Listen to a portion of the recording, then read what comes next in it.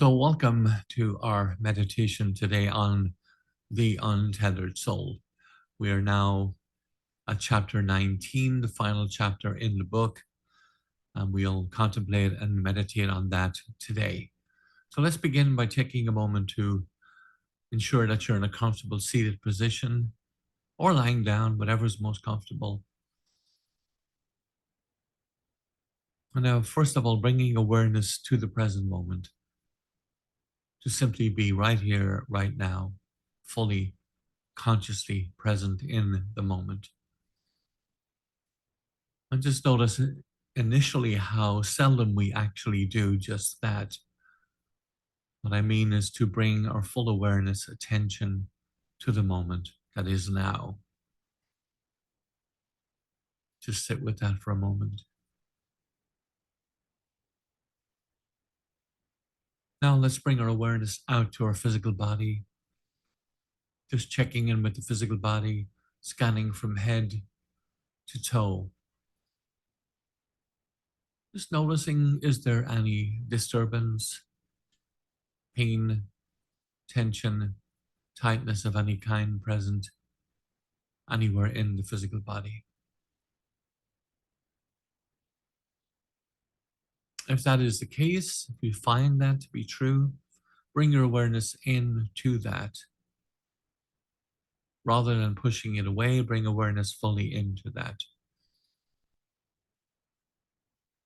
And now consciously slowing down the energy as it moves through the body, consciously relaxing the energy through the body, and letting go, releasing wherever possible.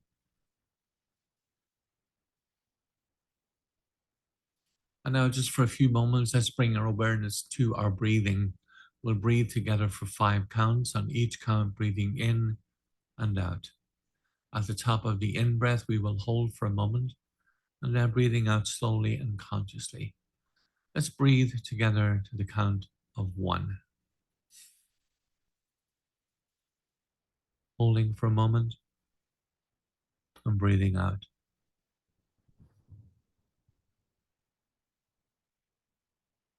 And relax. Breathing in together to the count of 2. Holding the breath, breathing out.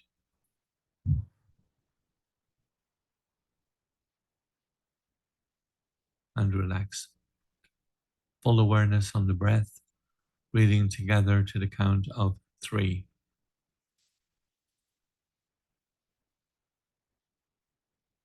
Holding for a moment, breathing out.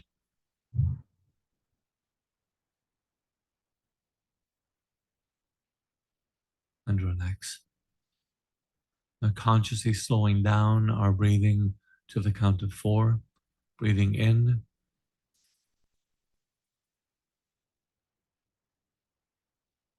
hold the breath, and breathing out.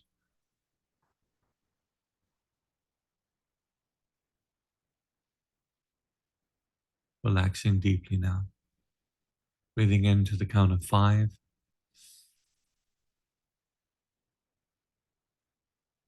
holding the breath, and breathing out.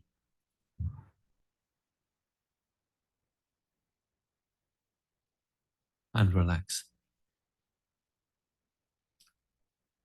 Now let's bring awareness fully within, going beyond and behind the thinking mind to the seat of awareness, from where you notice and are aware of all things. Seat of consciousness. And now resting there, experiencing from there the remainder of our meditation.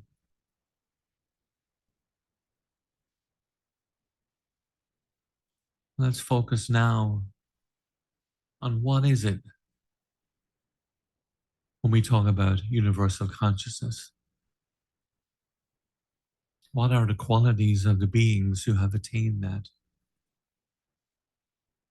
What is it when you walk towards the universal spirit, God?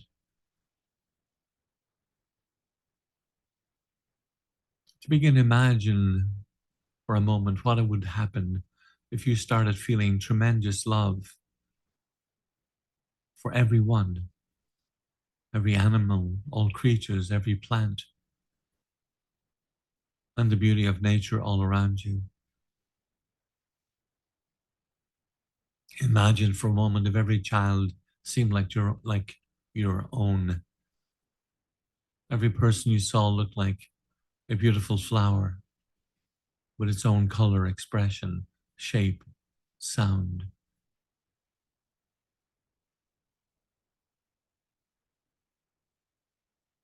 As you allow yourself to experience that, as you go deeper with that, you will start to notice that you are no longer judging.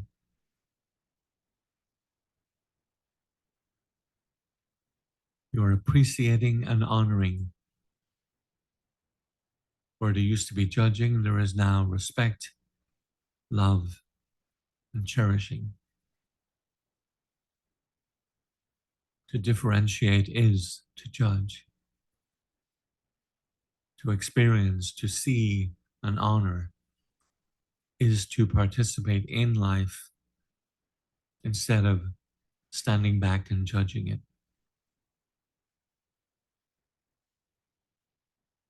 Picture for a moment you are walking through a beautiful garden. You feel open and light. You see beauty all around you. Notice that you do not judge the shape and placement of every leaf on every tree. The leaves are all sizes and shapes. They face in all directions. That is what makes them beautiful. Now contemplate, what would it be like if you felt that way about people?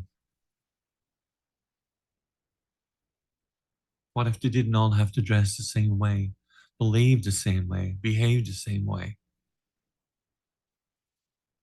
What if they were like the flowers? However they happened to be, seemed beautiful to you.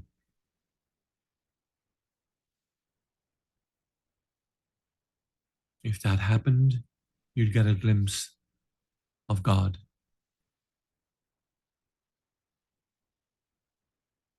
Watch what happens as you move closer to universal consciousness, to God. It's the experience of that. You try to read it in a book, you'll simply find 5 books that say the opposite. 5 interpretations of the same book, maybe.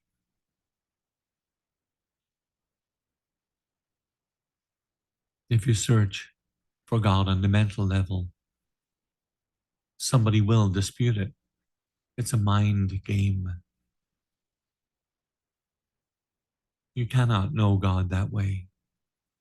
It must come from actual experience. And that is what happens when you meditate. When you let go of the lower self, you drift into spirit. And as you drift into spirit, these transformations take place within you. Your only task is to notice them. You start to notice the tendency toward the qualities of the divine.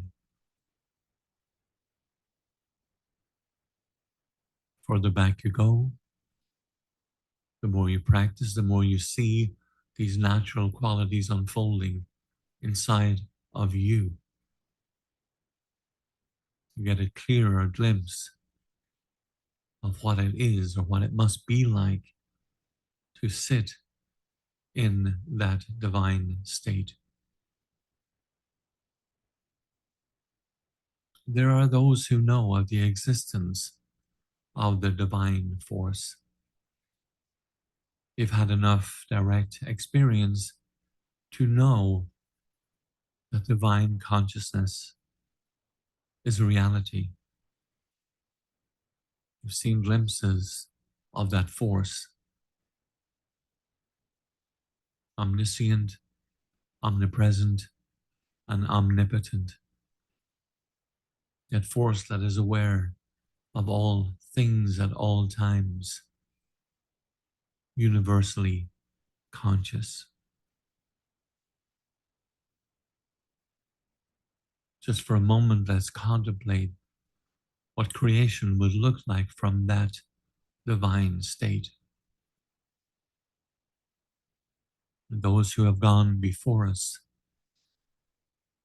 tell us in that state, there is no judging, just more beauty to see. Such a being feels, now I see all the flowers at once. Now I experience what each of my children and all of my diversity is doing. Now I can feel more love, more compassion, more understanding, more admiration for all the different expressions and actions of creation.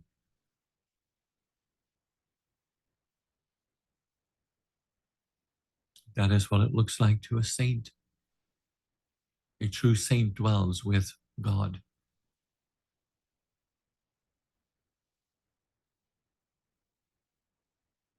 Begging the question, what if it is really true that God is not judging? What if God is absolutely loving? You know that true love does not judge. Love sees nothing but beauty in the beloved.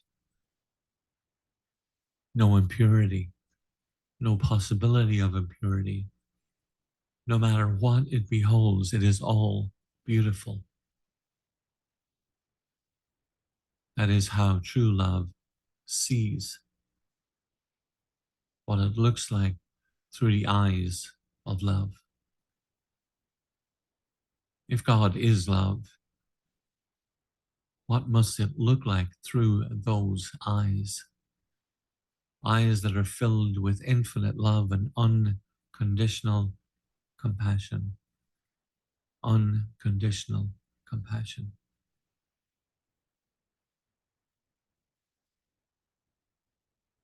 If you have ever really loved anybody, you know what true love means.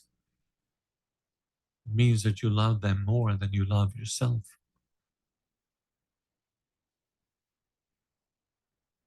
Your love sees past their humanness, embraces their whole being, including past wrong and current shortcomings. The unconditional love of a mother who devotes every moment of her life to a child who is physically or mentally challenged. She thinks of that child as beautiful. She does not focus on the shortcomings. She doesn't even see them as shortcomings.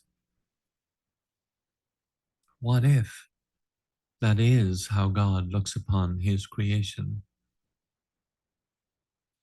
If you've been told otherwise, you've lost out.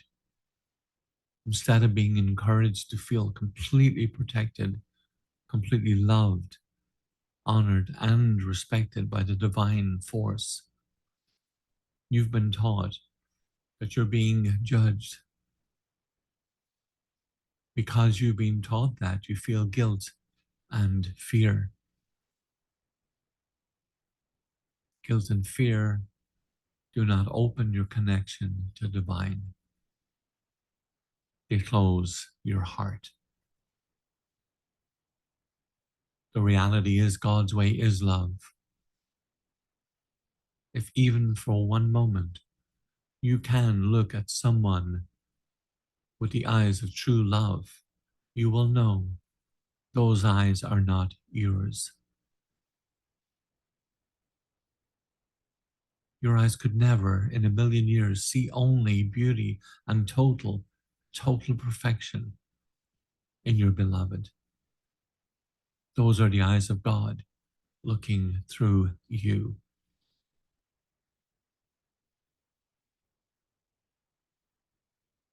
When the hand of God reaches out to give through you, there is nothing you would not give.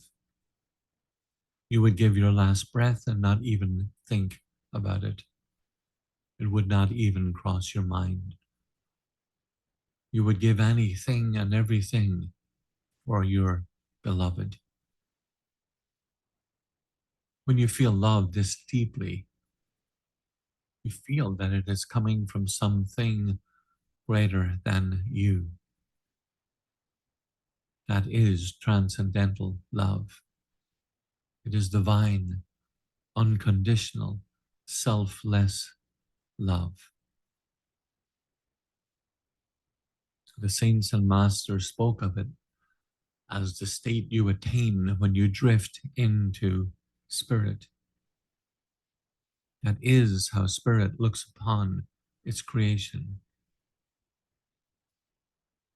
No matter what you do, no matter what you have done, you will always be loved. That is what you should be taught. When Christ told the story of the prodigal son, he simply spoke of the son who had gone away and squandered everything. Yet when he came home, his father treated him better than the son who had stayed home and worked.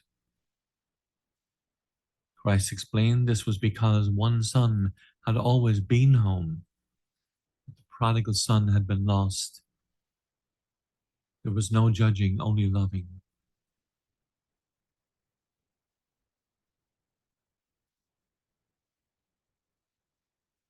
If you want to know how God looks upon this world, how he feels about different kinds of people, look at the sun. Does the sun shine more brightly on the saint than it does on anyone else? Is the air more available to the saint? Does the rain fall on one neighbor's tree and not the other? You can turn your eyes from the sun's light and live in darkness for an extended period of time, for 100 years. If you then turn toward the light is still there. It is there for you, the same as the person who has enjoyed its brilliance for 100 years. All of nature is like this. Does anything in God's creation other than the human mind actually pass judgment? Nature simply gives to whoever will receive. If you choose not to receive, it does not punish you. The light keeps on shining, even if you choose to live in darkness.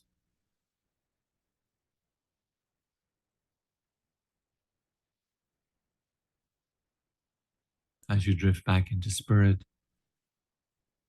you experience the heart that shines upon everything and everyone. God's nature is eternal, conscious, love, and bliss.